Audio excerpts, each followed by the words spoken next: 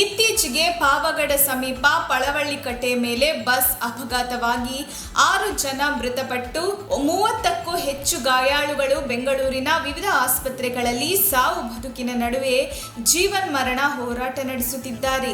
ಗಾಯಾಳುಗಳ ಪೈಕಿ ಮಹೇಂದ್ರ ಎಂಬ ವಿದ್ಯಾರ್ಥಿಗೆ ಶಸ್ತ್ರಚಿಕಿತ್ಸೆ ನೆರವು ಕೋರಿ ಪಾಲಕರು ಸಾಮಾಜಿಕ ಜಾಲತಾಣಗಳಲ್ಲಿ ಮನವಿ ಮಾಡಿದ್ದು, ಈ ಹಿನ್ನೆಲೆಯಲ್ಲಿ ಇಂದು ಹೆಲ್ಪ್ ಸೊಸೈಟಿ ಕಚೇರಿಯಲ್ಲಿ KNR ಅಭಿಮಾನಿ ಬಳಗ ಹಾಗೂ ಹೆಲ್ಪ್ ಸೊಸೈಟಿ ವತಿಯಿಂದ ಆರ್ಥಿಕ ಸಹಾಯವನ್ನು ಹೆಲ್ಪಿಂಗ್ ಹ್ಯಾಂಡ್ ಸಂಘಟನೆಯ ಮುಖ್ಯಸ್ಥರಿಗೆ ಹಸ್ತಾಂತರಿಸಲಾಯಿತು.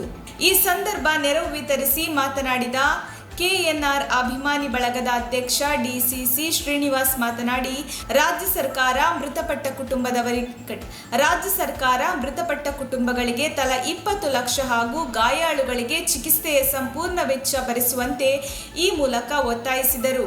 ಹೆಲ್ಪ್ ಸೊಸೈಟಿ ಅಧ್ಯಕ್ಷ ಮಾನಂ ಶಶಿಕಿರಣ್ ಮಾತನಾಡುತ್ತಾ, ಸರ್ಕಾರ ಹಾಗೂ ಜನಪ್ರತಿನಿಧಿಗಳು ಸಂಪೂರ್ಣ ವೈದ್ಯಕೀಯ ವೆಚ್ಚ ಭರಿಸುವುದಾಗಿ ಹೇಳುತ್ತಿದ್ದಾರೆ.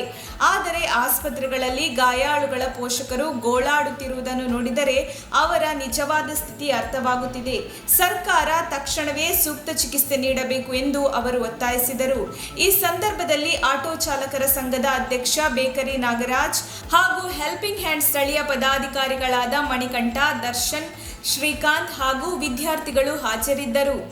ಇವತ್ತು ಇಲ್ಲೆಲ್ಲ ಭೇಟಿಯಾಗಿರೋದು ಏನಕ್ಕೆ ಅಂದರೆ, ಇದೇ ಪಾವಗಡ ತಾಲೂಕಿನ ಬುಡ್ಡರೆಡ್ಡಿಹಳ್ಳಿ ಹುಡುಗ ಮಹೇಂದ್ರ ಅನ್ನೋರಿಗೆ ಸ್ಪೈನಲ್ ಕಾರ್ಡ್ ಅನ್ನೋದು ಡ್ಯಾಮೇಜ್ ಆಗಿದೆ. ಅದಕ್ಕೆ ಅಂತ ನಾವು ಹೆಲ್ಪಿಂಗ್ ಹ್ಯಾಂಡ್ ಸೊಸೈಟಿಯಿಂದ ಎಲ್ಲ ಕಡೆ ಹೋಗಿ ಬರ್ತಾ ಇದ್ದೀವಿ, ಎಲ್ಲ ಕಡೆ ಕಲೆಕ್ಟ್ ಮಾಡ್ತಾ ಇದ್ವಿ. ಹಾಗಾಗಿ ನಮ್ಮ ಮಾನಂ ಶಶಿಕಿರಣ್ ಅಣ್ಣ ಅವ್ರ ಹತ್ರ ಬಂದಿದ್ದೀವಿ. ಅವರು ಅವ್ರಿಗಾದಷ್ಟು ಸಹಾಯ ಮಾಡಿದ್ದಾರೆ, ಅವ್ರು ಚೆಕ್ಕನ್ನು ಕೊಟ್ಟಿದ್ದಾರೆ.